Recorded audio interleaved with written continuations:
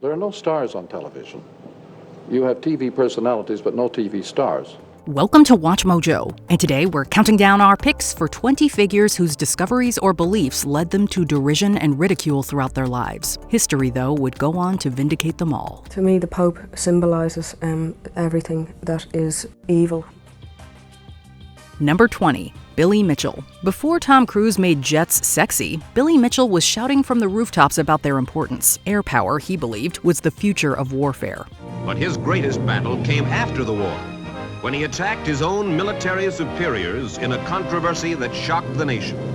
A U.S. Army general with the subtlety of a howitzer, Mitchell spent the 1920s warning that aircraft would revolutionize combat. He also told anyone that would listen that America's Navy was dangerously vulnerable. When he literally bombed a captured battleship from the air to prove his point, the military brass court-martialed him for insubordination. But the court hears the prosecutor call Mitchell an ambitious opportunist. He's a danger to military discipline, the prosecutor says. Throw him out of the Army. He resigned as a colonel, frustrated by the Army ignoring him. 15 years later, Japanese planes sank battleships at Pearl Harbor, just like Mitchell had predicted. Number 19. Christine Collins. When Christine Collins' 9-year-old son went missing in 1928, she did everything a mother could. She contacted the police, launched a search, and held out hope. I'm calling to report a missing child. Missing child. What's your relation to the child, ma'am? It's my son. Months later, the LAPD made a big show of finding him for the papers, but there was one wrinkle. The boy they presented to Christine was not her kid. When she protested, they tossed her into a psych ward. They held her under a Code 12, a psych hold for annoying or inconvenient people. The boy was indeed an imposter, part of a police cover-up to hide their massive incompetence. Sadly, her real son was never found. Still think he's out there? Why not? 3 boys made a run for it that night, Detective, and if one got out, then maybe either or both of the others did too. Maybe Walter's out there having the same fears that he did. Collins spent years fighting for justice and died without ever finding her son. Number 18. William Coley. William Coley believed he could potentially cure cancer by giving people infections. It may sound insane, and his contemporaries accused him of worse. And so he hypothesized that maybe there was some kind of connection between whatever was happening during or after an infection and cancer disappearing.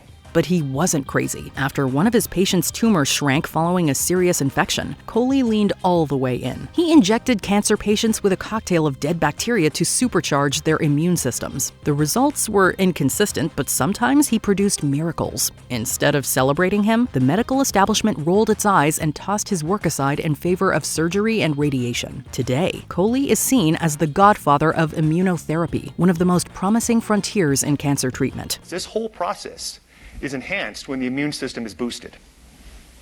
And that's exactly what Coley's toxins were doing. The Cancer Research Institute even named an award after him. Number 17. Rose McGowan. For years, Rose McGowan was just the girl from Charmed to most people. Did you ever try to meet the sisters? Ask them about it, or? Yeah, right. After all, when the show ended, her career didn't exactly blossom. That's because behind the scenes, she was fighting a darker battle. McGowan was one of the first women in Hollywood to publicly accuse Harvey Weinstein of misconduct. She did so long before Me Too became a movement, and long before anyone else stood up to back her story. Instead of support, she was gaslit, blacklisted, and smeared by powerful PR machines. Weinstein even allegedly hired ex-Mossad agents to dig up dirt on her. These are people that hurt people, and that's their job. Their job is to hurt other people, so, I hope they're proud at night. While others stayed silent, she kept shouting, forcing the industry to reckon with its rot. Rose was vindicated in 2018. Number 16. William Harvey. For most of human history, so-called experts believed that blood just sloshed around inside of you. Doctors believed blood was created in the liver and just kind of soaked into the body. We don't know exactly when Harvey realized he had discovered the circulation of the blood. We do know he was very surprised and taken aback by this, because it contradicted all the teaching about medicine and about the functioning of the body for 2,000 years. William Harvey looked at centuries of medical wisdom and said, well, actually, the heart's a pump. He believed that blood circulates in a loop driven by the heart. Almost no one believed him. His colleagues mocked him, his patients ditched him. Some folks even accused him of heresy. Most physicians who read it thought it was nonsense, indeed heretical. How could William Harvey, an Englishman, oppose the views of the great Galen? And they wrote against him. But Harvey kept cutting open animals, taking measurements, and publishing the receipts. It took decades, but he was eventually proven correct. Today, his circulatory model is in every textbook, and his detractors are lost to time. Number 15, Barry Marshall. Imagine being so sure you're right that you drink a glass of bacteria to prove it. The concept of discovering a new bacteria which proved that all the medical books were wrong and had to be rewritten, that was kind of exciting to us. That's exactly what Barry Marshall did in the 1980s. Marshall was trying to convince the medical world that ulcers were not caused by stress or spicy food. He believed the culprit was H. pylori, a nasty little bacterium. Doctors laughed him off for years, clinging to outdated theories while their patients suffered. So, Marshall did something insane. He infected himself, developed gastritis, and then cured it with antibiotics. It was a mic drop moment, earning Marshall a Nobel Prize. He didn't just change how we treat ulcers, he put his money where his mouth is to prove he was right. The discovery by Dr. Warren and myself has benefited millions of people. Maybe saved 1 million lives over the last 10 years or 20 years. Number 14, Ludwig Boltzmann. Ludwig Boltzmann believed atoms were real. That may sound obvious now, but in the 19th century, it was scientific heresy. He spent his days crunching the math, writing equations to describe the behavior of particles. His work laid the foundation for modern statistical mechanics. At the time, though, Boltzmann was a laughingstock. Despite having the math to back it up, Boltzmann spent much of his career isolated and ridiculed. Tragically, he took his own life in 1906. Just a few years later, atomic theory was vindicated, and his work became a cornerstone of modern physics. Number 13, Alice Catherine Evans. If history and modern life tells us anything, it's that women often have to fight twice as hard to prove they're right. Alice Catherine Evans is a prime example. While studying bacteria in dairy, Evans discovered that Brucella, a particularly nasty microbe, could be transmitted from cows to humans through unpasteurized milk. Raw milk, she realized, could kill. When she went public, male scientists dismissed her findings as, quote, alarmist. The scientific establishment couldn't admit that they were wrong and a woman was right. Years later, after thousands got sick and her research was confirmed, the US finally mandated milk pasteurization. Evans didn't just change food safety, she was a trailblazer for women in science, even as the men around her curdled with resentment. Number 12. Mayor Kotoku Wamura. After World War II, the town of Fudai, Japan elected Kotoku Wamura as mayor, hoping he'd rebuild. They obviously liked what they saw, re-electing him over and over until 1987. Wamura remembered Fudai getting hammered by a tsunami back in 1933. He saw the damage after a tsunami in 1933 and vowed it would never happen again. They were hit by another decades before that. The mayor vowed it would never happen again. In the 1970s, he pushed through a massive 51-foot floodgate. It was a controversial public works project mocked as overkill. Critics said it ruined the view. Wamura insisted. He died in 1997, but he was eventually proven right when the 2011 tsunami devastated much of Japan's coast. Fudai, though, was spared. Villagers are coming to his grave to pay their respects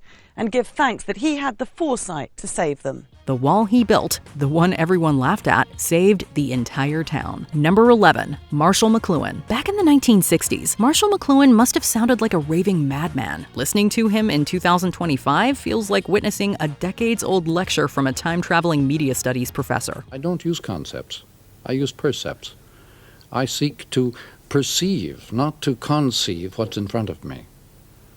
And perception is exploration. Decades before anything close to modern mass media came to fruition, he predicted it all. The rise of the internet, meme culture, and media/political echo chambers. The medium is the message he warned, and most people just blinked in confusion. McLuhan saw it coming. That technology would reshape not just communication, but consciousness itself. He was dismissed as an academic weirdo with a flair for buzzwords. Now, we're living in his global village, hypnotized by screens, shaped by algorithms, and still not quite getting the message. Danger is of the very element that we live in the 20th century, and extinction is the immediate possibility every hour of the day. Number 10, John Yudkin. In the 1970s, nutritionist John Yudkin dropped a bombshell. Sugar, and not fat, was the real driver of heart disease, obesity, and diabetes. And he gave lots of correlative data saying sugar's the problem and we need to reduce our consumption. His 1972 book, Pure, White, and Deadly, made the case. Sadly, the shockingly powerful sugar industry wasn't about to let that narrative take hold. I'd be very happy if everybody ate 4 pounds of sugar a year. They eat 100 pounds. They smeared Yudkin's reputation, buried his research, and propped up the fat is bad ethos in pop culture.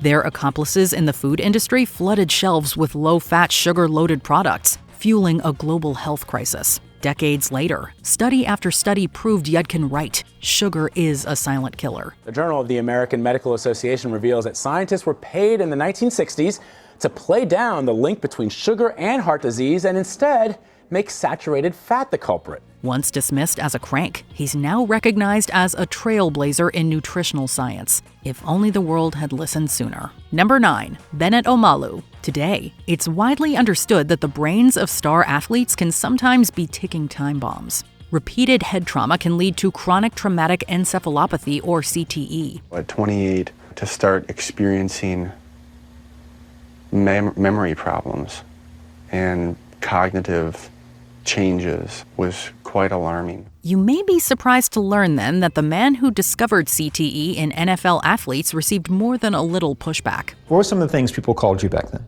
That some insinuated I was a voodoo doctor, that I was fraudulent. Forensic pathologist Bennet Omalu's study of former NFL players should have been groundbreaking. Instead, the NFL tried to bury it. In 2005, Omalu's research linking repeated head trauma to long-term brain damage was initially asked to be retracted and met with ridicule. What do they want? Your head on a spike. They want you to retract your findings. They want you to say you made it all up. I made it up. Further findings were dismissed and/or met with outright denial. But as more ex-players suffered from memory loss, aggression, and tragic self-harm, the truth became undeniable. The league was forced to acknowledge the dangers of concussions, leading to massive lawsuits and game-changing reforms. You have rejuvenated my hope, and together by faith, we shall do great things. The impossible shall become possible. Thank you so much. Thank you. This is the box. Number 8. Ernest Hemingway. Ernest Hemingway was one of the greatest writers of the 20th century. Sadly, he spent his final years in a paranoid spiral, convinced that the FBI was watching him. Friends and family thought his paranoia was a symptom of his declining mental health, and he was subjected to multiple unsuccessful electroshock treatments. They put the electrodes to your head and you know it's coming, and it's like being electrocuted 20 times. It turns out, though, that he was right. Declassified documents later revealed that J. Edgar Hoover's FBI had been tailing Hemingway for years. They had monitored his movements and wiretapped his phone due to suspected ties with Cuba. Ironically, Hemingway had reportedly dabbled in espionage himself. He's suspected to have done some spy work for the predecessors to both the CIA and KGB. What I found was the record of Hemingway having agreed to a recruitment by the NKVD, which is the predecessor to the KGB. So that's kind of a pivotal moment in the spy business. It's like a sale to a realtor. Haunted by surveillance, Hemingway tragically took his own life in 1961, never knowing just how real his fears had been. I think he would have made such a marvelous old man. And that's what I'm most sorry for, that he did not have the chance to be a marvelous old man. Number 7. Dusan Dushko Popov. Dushko Popov wasn't just an infamous double agent. He was a master manipulator, a ladies' man, and a trickster who played the Nazis like a fiddle. Dushko Popov, double agent, was born.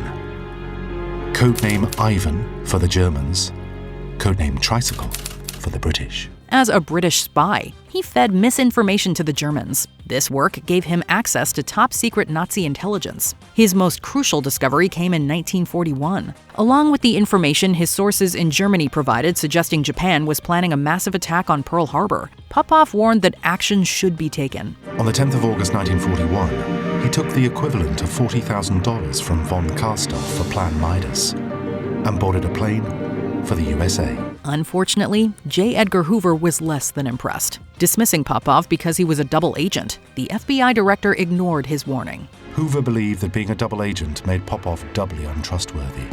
Months later, Pearl Harbor was in flames. Number 6. Sinéad O'Connor. The 90s were chock full of iconic pop culture moments. Few were as controversial as Sinéad O'Connor's performance on SNL in 1992. Everywhere is war. There, she famously ripped up a photo of Pope John Paul II. Fight the real enemy. With the words, "fight the real enemy," she called out the Catholic Church's rampant abuse of minors. The world of pop culture subsequently treated O'Connor as a social pariah. She was mocked, blacklisted, and ridiculed, even by fellow musicians. It was funny because after the first song there was loads of people around and they all came into the dressing room and everything, but then after that there was nobody around. There was silence for about half an hour. There was nobody around. Less than a decade later, the truth she tried to expose erupted into global headlines thanks to the Boston Globe's Spotlight team. By then, the damage to O'Connor's career was irreversible. The world eventually realized she was right, but history took its time apologizing. And we can't heal ourselves unless we fight the right enemy, the right cause. It's no good just dealing with the symptom. Number 5, Claire Patterson. The scientific community knows Claire Patterson as the man who figured out Earth's age. He did it by examining lead content in the ground. It was 4.5 billion years old. If that sounds familiar, it's because it's basically the number we still cite today. But his greatest fight wasn't against time, but the very element he had dedicated his life to studying. In the 1950s and 60s, while measuring lead levels from various places around the globe, Patterson made a horrifying discovery. Modern humans could have over 1,000 times more lead in their bodies than our ancestors. The culprit, of course, was leaded gasoline. In this paper, Patterson attempted to draw public attention to the problem of increased lead levels in the environment and the food chain. When he blew the whistle, big oil and the lead industry came after him hard.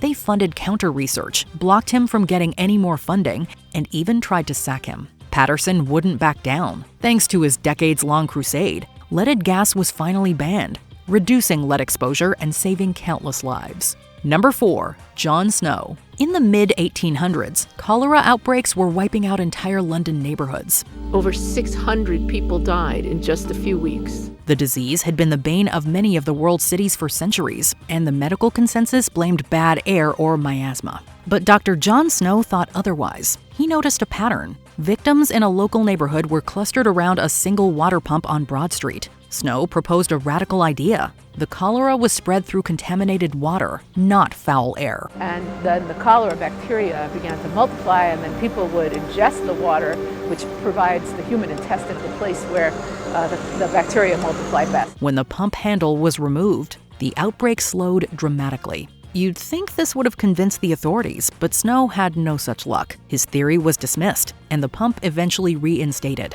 Years later, science caught up, and Snow was vindicated as one of the fathers of modern epidemiology. John Snow had plenty of evidence to say that this water from this well contained the contaminant that caused the disease.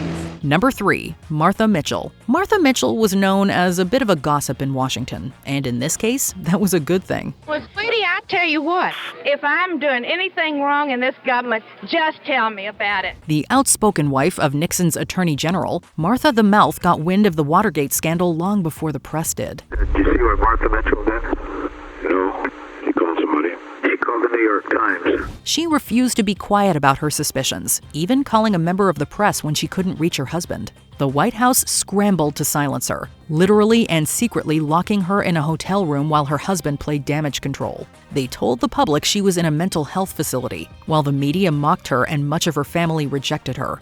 I'll tell them all, and you know what they're going to do. They'll probably end up killing me. But guess what? She was right.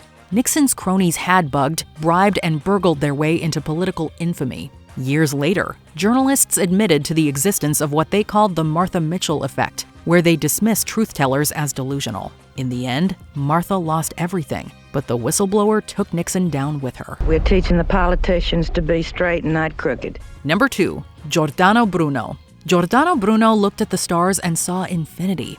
The 16th century philosopher dared to suggest that the universe had no center and was filled with countless other worlds. Where he believed Copernicus's interpretation fell short, and what he wished to see rectified, was in his failure to recognize and propagate the obvious conclusion that what he had discovered disproved the notion of a finite universe put forth by the scholastic and Aristotelian minds, which hitherto dominated the academic hive mind. The Catholic Church had a big problem with him. Bruno wasn't just burned at the stake in 1600, he was erased. His works were banned, and his rejection of multiple Catholic codifications of beliefs were labeled as heresy. To this, Bruno sallied forth, a second Socrates, and exclaimed, "Perchance you, who pronounce my sentence, are in greater fear than I who receive it." But time proved him at least partially right. Decades later, Galileo would face his own persecution for insisting the Earth wasn't the center of the universe. Unlike Bruno, he recanted and was spared the flames, spending the rest of his life under house arrest. Today, Bruno's vision of an infinite cosmos is the foundation of modern cosmology. Bruno was not without his faults, but even so, he remains to this day a symbol of free thought and tolerance of differences. Before we continue, be sure to subscribe to our channel and ring the bell to get notified about our latest videos. You have the option to be notified for occasional videos or all of them. If you're on your phone, make sure you go into your settings and switch on notifications. Number 1. Ignaz Semmelweis. Ignaz Semmelweis had some wild notions back in his day. Doctors, he believed, should wash their hands. Although he couldn't explain why hand disinfection was so effective, his research in 1847 would go on to transform the way surgery is carried out, and infectious diseases are controlled today. In the mid-1800s, obstetrical clinics were deadly places. New mothers died of childbed fever at alarming rates. Semmelweis noticed a fascinating trend. Maternity wards run by midwives had far fewer deaths than those run by doctors, who often went straight from autopsies to delivering babies. He ordered the students to wash their hands in a solution of chlorinated lime before each examination. The mortality rate fell from 18% to 1%. His solution was chlorinated hand washing, which actually significantly reduced the mortality rate once instituted. The medical community responded with rage, mockery, and rejection. Semmelweis was dismissed from his position, ridiculed into obscurity, and eventually committed to a mental health facility. If you try to go against authority and convention, you can run into and make some enemies. He died there in agony from septic shock. A contemporary, Joseph Lister, expanded on his work. This father of modern surgery was a trailblazer in antiseptic surgery, proving Semmelweis right. Did we miss any contentious vindicated figures? Let us know in the comments. But really, most of the things that happened during that self-experiment were a bit of a surprise.